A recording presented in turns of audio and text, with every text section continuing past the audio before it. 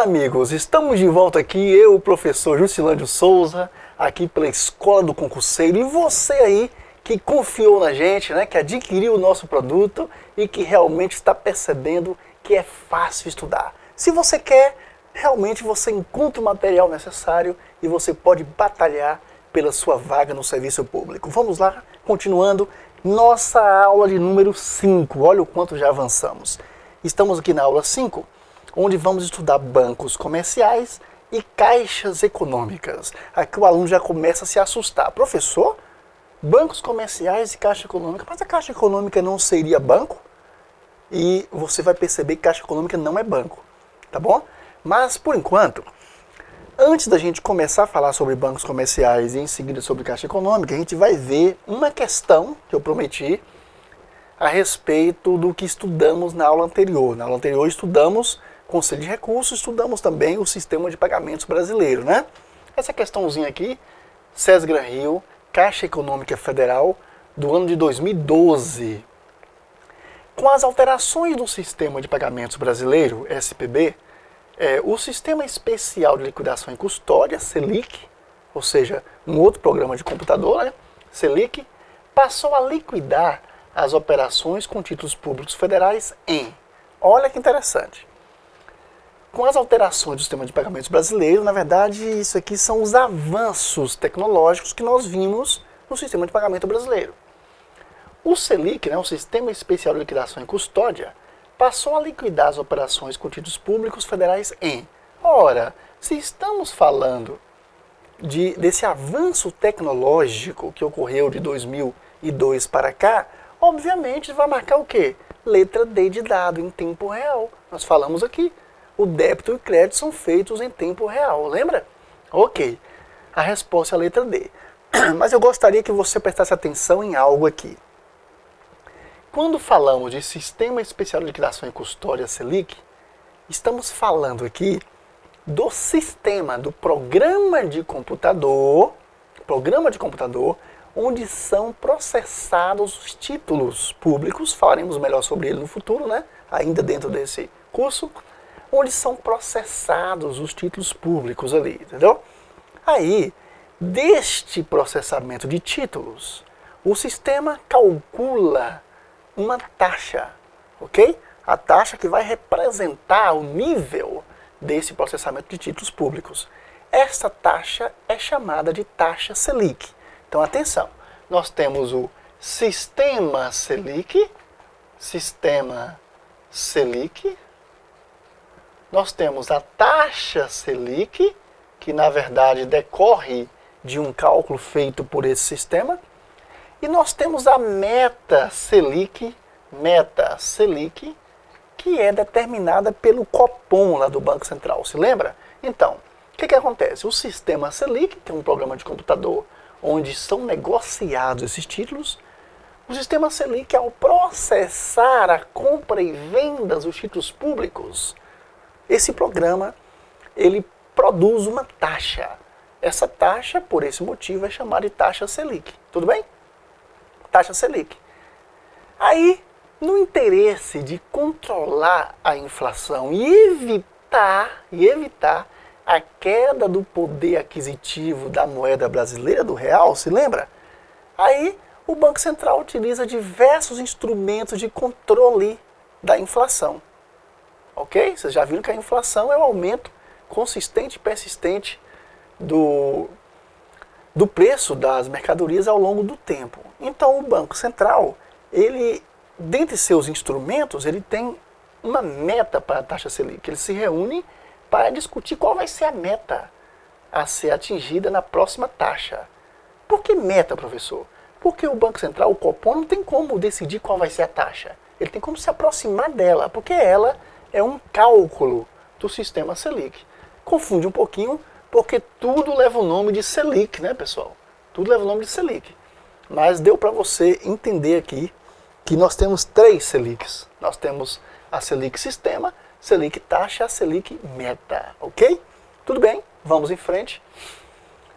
Bancos comerciais e caixas econômicas. Bom, estamos aqui começando a aula 5, então vamos falar para você uma visão geral das próximas 4 aulas, aula 5, 6, 7 e 8, ok?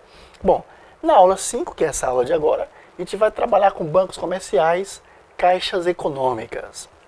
Na aula 6, trabalharemos com bancos comerciais cooperativos, né?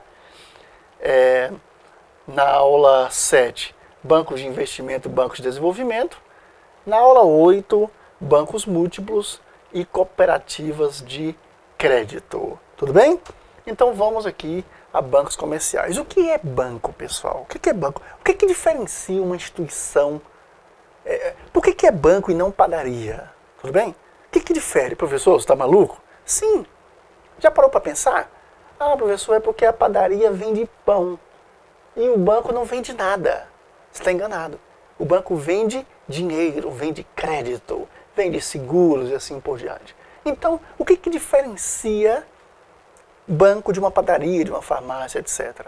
Banco, pessoal, é a instituição que vai captar recursos de agentes superavitários e emprestar a agentes deficitários. Ih, professor, não entendi nada agora. Desculpem. Agente superavitário é aquele que tem superávit, ou seja, aquele que poupou, né, que é esperto, gastou menos do que ganha, então sobrou dinheiro, ele investiu no banco. Ele emprestou para o banco. Economicamente, a linguagem é essa. Quando você aplica o dinheiro no banco, você está emprestando dinheiro para o banco. Não ri não, é verdade. Então, o agente superavitário, ele tem superávit, então ele leva o seu dinheiro para o banco e empresta para o banco. O banco vai poder trabalhar com o dinheiro dele. Trabalhar como? O banco vai poder emprestar o dinheiro dele para o agente deficitário. Então essa é a definição geral de banco. Agora, a forma como o banco vai captar de agentes superavitários e emprestar aos deficitários é que vai definir que tipo de banco ele é. Tudo bem? Então, o que é um banco comercial? É uma instituição que capta de agentes superavitários e empresta a agentes deficitários. Tudo bem. Mas não é só o banco comercial que faz isso. Outros bancos também fazem, outros tipos de banco. O que mais vai caracterizar, vai diferenciar o banco comercial dos demais? Vamos lá? Bom, antes de falar sobre isso, eu já citei para vocês o que é agentes superavitários, né? É quem tem superávit, é quem as suas despesas são menores que as receitas, então sobrou alguma coisa. Agentes deficitários são aqueles que, ao contrário, claro que é uma definição grosseira que estamos dando aqui, né? Tem agentes que tomam dinheiro emprestado no banco simplesmente pelo custo de oportunidade. Ele tem dinheiro em caixa, mas ele percebe que o dinheiro do banco está barato, ele vai lá e pega, tá? Mas, no geral, quem vai tomar o dinheiro emprestado no banco é deficitário, ok? E o que é o spread bancário? O spread bancário é a diferença, olha aqui que interessante, a diferença entre a taxa de empréstimo e a taxa de captação, ok? Bom, o banco empresta, por exemplo, digamos, a 9%, o banco empresta a 9%, mas ele capta a 1%, entendeu? A 1%. Ou seja, quando um agente superavitário vai aplicar no banco, o banco paga para ele 1%. Mas o banco pega o dinheiro dele e empresta 9%. Então o que é o spread bancário? A pronúncia correta é spread. Mas a gente pode falar spread, não tem problema não. O importante é que você esteja entendendo, né? Ok. O spread bancário é a diferença entre a taxa de empréstimo, neste caso 9%, no nosso exemplo, e a taxa de captação, 1%. 9 menos 1, 8. Então o spread aqui, calculado, dá 8%. Claro aqui que a gente está colocando valores exemplificados, né? 9% a taxa média hoje cobrada pelos bancos para emprestar, 1% a média hoje que é paga, né? A gente fez uma média aqui de cabeça aqui de poupança, CDB e assim por diante, né? Que é as aplicações pagas. Ok. Aí você deve estar pensando assim, professor, então o lucro do banco é muito elevado, não é? Neste exemplo do senhor aí, o lucro do banco é 8%. Epa, cuidado, spread não é lucro. Se você pensar assim, você pode sambar direitinho na sua prova, tá? Aí, amigo, já era. Spread não é lucro. O spread, na verdade, é apenas a diferença entre a taxa de empréstimo e a taxa de captação. O lucro, ele provém do spread, mas o spread não é lucro, tá? Por favor. Por que não é lucro? Porque existem custos administrativos, inadimplência, tudo isso que é embutido ali no spread. Então, composição do spread bancário. Olha, custos administrativos, X%, digamos, inadimplência, né? Obviamente, quando a taxa de inadimplência é alta, o banco vai incluir no seu objetivo para o próximo spread, né? Quase sempre assim. A lógica leva a isso, não estou dizendo que todo banco vai fazer. Compulsório, Z%, ou seja, o compulsório é aquele valor que o banco é obrigado a recolher ao Banco Central, entendeu? Obrigado mesmo, sob pena de multa e até de cassação de funcionamento. Impostos, W% e outros. Então, o que vai ser o lucro? O lucro será a diferença, né? O lucro virá do spread, mas o lucro ele é a diferença entre receita e despesa. Já é outra coisa, é uma contabilização para se fazer isso. Entenda o spread apenas como essa diferença bruta entre a taxa de empréstimo e a taxa de captação. Tudo bem? Características dos bancos comerciais.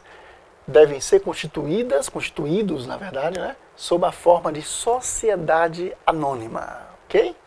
Você vai ver que, na verdade, os bancos são constituídos sob a forma de sociedade anônima. O Banco Central ele exige da maioria das instituições financeiras, eu não disse todas, a gente vai ver exceção aqui, mas a maioria das instituições financeiras SA. Se você tiver que chutar, tomara que não precise isso, tomara que você esteja estudando de verdade, né?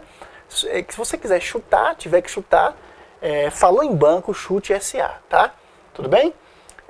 A gente não recomenda você chutar, recomenda você estudar, pegar e estudar. Isso é só para exemplificar para você que o Banco Central do Brasil, preocupado com a sensibilidade de risco que tem os bancos, ele exige que sejam sociedades anônimas, ok?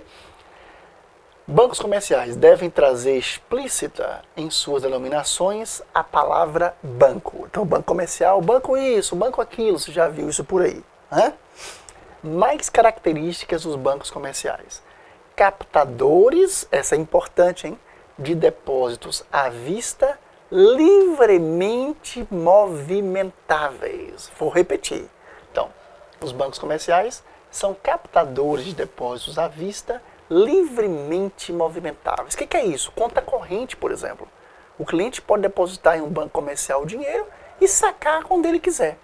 Ok? E o banco também pode usar o dinheiro daquele cliente para poder aplicar, comprar títulos públicos, ok? Então, bancos comerciais são captadores de depósitos à vista livremente movimentáveis. Nesses bancos, por exemplo, o cliente pode ter conta corrente, pode ter cheque, né? Hoje em dia você tem pouquíssimos bancos puramente comerciais.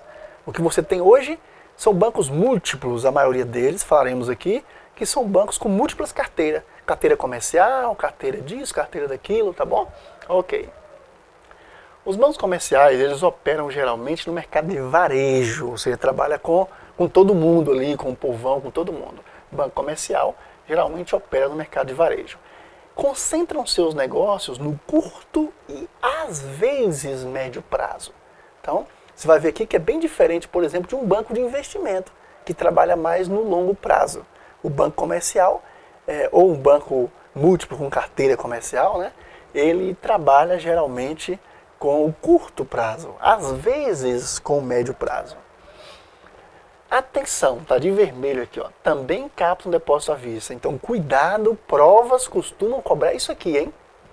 A gente viu que uma das características de um banco comercial é que ele capta depósitos à vista livremente movimentáveis, ok? Isso é uma característica importante, que não é todo banco que pode captar depósito à vista.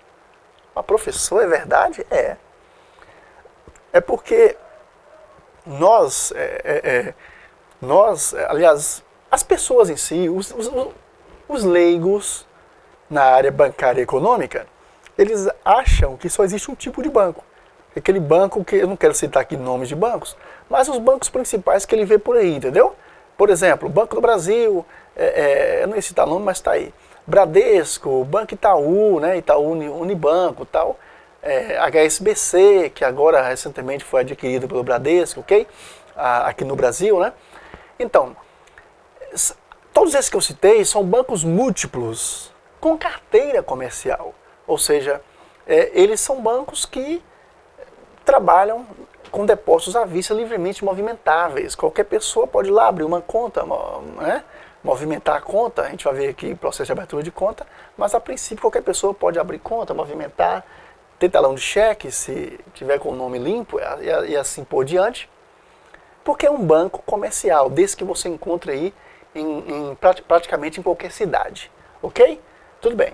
Mas não são apenas os bancos comerciais que captam depósitos à vista livremente movimentáveis. Aí as provas cobram isso. Quem mais capta?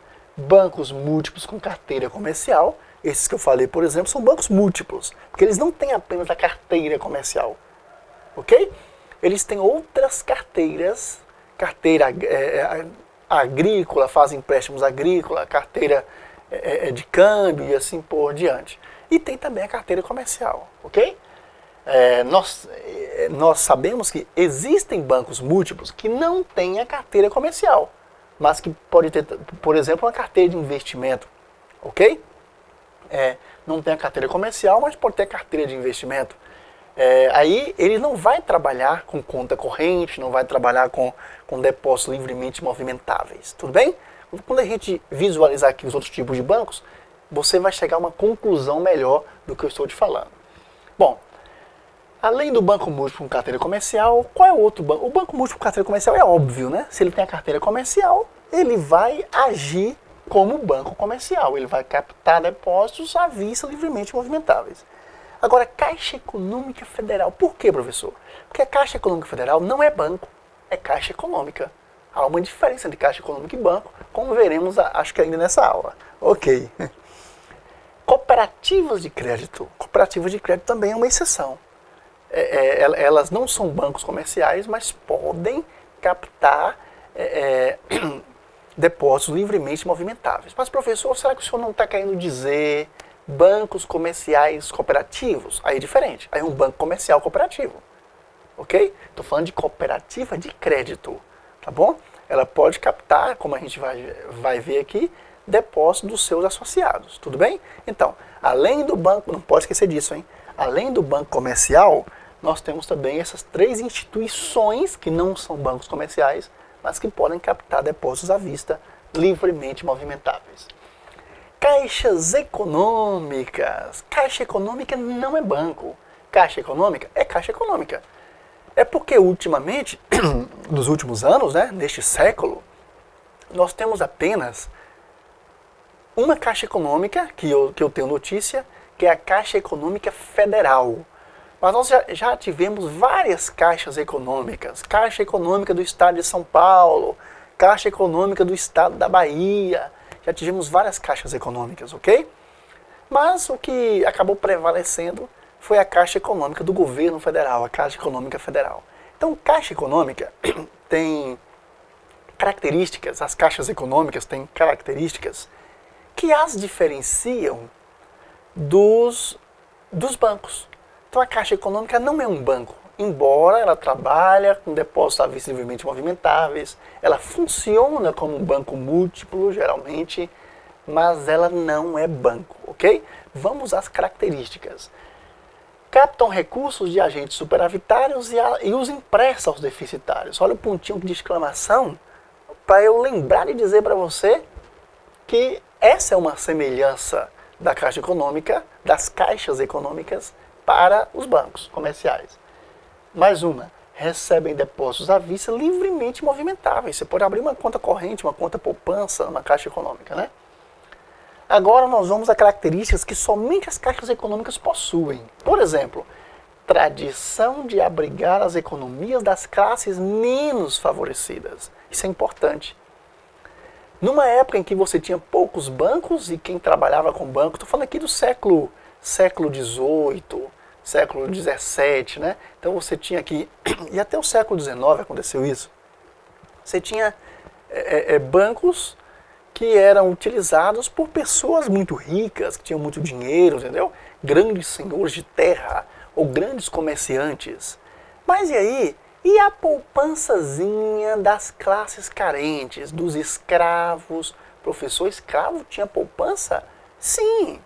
Tinha aquele escravo de ganho, tinha aquele escravo que conseguia obter alguma coisa e tentava guardar para a sua alforria, coisa desse tipo. Então, onde é que esse escravo guardava o seu dinheiro? Foi aí que surgiram esses, digamos assim, abre aspas, bancos, fecha aspas, para pobres, para pessoas carentes, tá? A Caixa Econômica, o local onde você vai guardar o seu valor pequenininho. Essa tradição de uma caderneta de poupança veio das caixas econômicas, ok? Então, havia Caixa Econômica de São Paulo, Caixa Econômica da Bahia, e a tradição era essa, de abrigar economias das classes menos favorecidas, escravos, pessoas pobres, carentes, mas que queriam guardar alguma coisinha para o seu futuro, numa época em que não se tinha aposentadoria como se tem hoje, né? Onde se tinha o apoio do governo, auxílio ao idoso, auxílio ao deficiente, bolsa isso, bolsa aquilo, não tínhamos na época. Então esse pessoal tinha que se virar, ok? Era um incentivo para se virar, né? E a tradição de emprestar em pequenas quantias, inclusive sob penhor. Olha que interessante aqui. A gente vai falar mais sobre penhor lá na frente. Mas o penhor é uma forma de garantia em um empréstimo. As caixas econômicas sempre fizeram isso, e a Caixa Econômica Federal, a única que eu tenho notícia que tenha prevalecido, ela ainda faz o penhor até nos dias de hoje. De repente, se eu estivesse quebrado, bom, eu sou um camarada que gosta de guardar meu dinheirinho, mas suponha que eu fosse um camarada quebrado, estivesse precisando de dinheiro, ou seja, se em determinado momento eu fosse um agente deficitário e eu desejasse tomar um dinheiro emprestado numa Caixa Econômica. Eu poderia ir à Caixa Econômica Federal e fazer um penhor desse relógio aqui, entendeu? Como assim um penhor? Eu entrego esse relógio como garantia e aí parte do que ele vale eu tomaria emprestado, digamos 80% do valor dele emprestado. Suponha que ele valha R$1.000, eu tomaria 800 emprestado lá, e caso eu não pague, a Caixa Econômica pode leiloar pelo valor que eu tomei emprestado esse bem. Então isso é um penhor. Eu tomei um empréstimo sob penhor. Eu já acabei adiantando o penhor para você, né? A gente fala mais sobre isso lá em penhor. Ok. Então, são características que as caixas econômicas têm que os bancos não têm. Tudo bem? Ok, e nós temos aqui uma questãozinha do CESP, né? O CESP faz questões interessantíssimas. Banco do Brasil, 2009. Vamos ver? Os bancos comerciais são instituições financeiras privadas ou públicas que visam proporcionar suprimento de recursos necessários para financiar a curto e a médio prazos, está vendo aqui? Curto e médio prazo, né? O comércio, a indústria, as empresas prestadoras de serviços, as pessoas físicas e terceiros em geral. Esse em geral quer dizer o quê, pessoal? Quer dizer o seguinte, o banco comercial trabalha com o público em geral. Grandes investidores geralmente não procuram um banco comercial, procuram um banco de investimento, ok? Que trabalha com valores maiores, com prazos maiores e assim por diante, ok? Vamos lá. Então esse enunciado é uma aula sobre banco comercial. A respeito dos bancos comerciais, julgue os itens subsequentes. Bom, é questão do CESP. Julgar é marcar certo ou errado, ok? A prova do CESP ela mostra declarações, asserções assertivas e você vai dizer se está certa ou errada. Vamos lá? Olha, a prova é numerada, essa prova foi numerada. Aqui é a questão de número 130, essa aqui é a de número 131. Vamos à declaração 130. A prova é assim. Se um dia você for fazer a prova do CESP, será desse jeito. Geralmente é assim. Você vai marcar certo ou errado. Vamos lá? Todo banco comercial deve ser constituído sob a forma de sociedade anônima. E, na sua denominação social, deve constar a palavra banco. Exceto no caso da Caixa Econômica Federal, Caixa, que é um banco múltiplo. Certo ou errado? Vamos lá. 131. Os bancos comerciais podem captar depósitos à vista. Desculpem. mas não podem captar depósitos a prazo, o que está facultado apenas aos bancos de investimentos. Certo ou errado? Então, dê uma pausa aí no vídeo, tente responder sozinho, vou respirar fundo aqui e aí a gente volta para resolver contigo. Vamos lá? Ok, prezado amigo, prezada amiga que está aí me assistindo em qualquer lugar do país, agradeço pela audiência, né, e pela confiança que você depositou aqui na Escola do Concurseiro. E vamos agora corrigir esses dois itens. Item 130, vamos lá? Todo banco comercial deve ser constituído sob a forma de SA, Sociedade Anônima. Certo? Até aqui está certo. E na sua denominação social deve constar a palavra banco. Aqui também está certo. Aí ele diz, exceto no caso da Caixa Econômica Federal, que é um banco múltiplo. A gente sabe que a Caixa Econômica Federal não é banco. Ela funciona como banco múltiplo, porque tem as funções dele. Mas ela não é banco, ela é Caixa Econômica. Então, o item 130 está errado. Tudo bem? Ok. Mas agora eu vou jogar um balde de água fria em você. Esse item foi cancelado pela banca. Pessoas devem ter entrado com recurso, provavelmente a banca cancelou. Ou a própria banca cancelou de ofício, né? Percebeu que tinha algo errado. Mas professor, como assim? Bom, é para marcar certo ou errado. Esse item está errado porque Caixa Econômica Federal não é banco, é Caixa Econômica, tudo bem? Mas eu imagino que ele tenha sido cancelado, eu não vi o motivo do cancelamento, mas eu imagino que seja porque ao elaborar a questão dessa forma, né, ao elaborar o item dessa forma, a banca acabou levando o candidato a entender que ela, a banca, considera a Caixa Econômica um banco. Querem ver? Observe. Todo banco comercial deve ser constituído sob a forma de sociedade anônima. Ou seja, ele está dizendo que todo banco comercial deve ser assim, exceto a Caixa Econômica. O que ele quis dizer? O que a banca quis dizer aí? Olha, todos os bancos comerciais são assim e assado, mas tem uma exceção. Um banco comercial, né, subentende aqui, um banco comercial, que é a Caixa Econômica, não é assim. Estão entendendo? Então eu imagino que a banca tenha cancelado por conta disso, porque leva a entender que ela, a própria banca, considera a Caixa Econômica um banco, quando na verdade não é. Tudo bem? Ok, foi cancelada, mas foi bom para vocês entenderem como as coisas funcionam. Item 131. Os bancos comerciais podem captar depósitos à vista, certo, mas não podem captar depósitos a prazo. Quem disse isso? Claro que pode. O banco comercial pode captar depósito a prazo.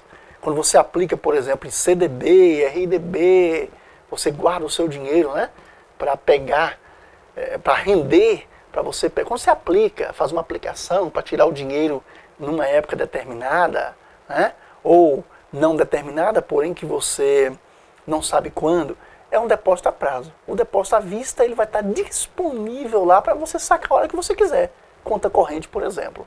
Ok? Mas não podem captar depósito a prazo. Então já está errado, já poderia parar por aqui. Claro que o banco comercial pode captar depósito a prazo. Aí ele fala, o que está facultado apenas aos bancos de investimento? Não. Os bancos de investimento, eles só podem captar depósito a prazo. A gente vai ver aqui. Banco de investimento não pode captar depósito à vista, livremente movimentável. Ele só capta depósito a prazo, tudo bem? Então, a questão fez uma mistura aqui. A questão está errada. No entanto, todos os dois itens são ótimos para você estudar. Eles ajudam bastante você a entender como funciona, tá? Só voltando aqui, eu quero que você entenda o seguinte. Esse item 130, se você anotou em algum lugar, coloque aí do lado o item cancelado, tá? E tente lembrar o motivo que eu te disse para que você não confunda Caixa Econômica com outros tipos de banco que a gente vai ver daqui a pouquinho. É isso aí, meu amigo. Eu espero que você tenha gostado de nossa aula, dessa aula de número 5. E aguardo você aqui na nossa próxima aula, aula de número 6, onde vamos tratar de bancos comerciais cooperativos. É isso aí. Aguardo você na próxima aula. Até lá!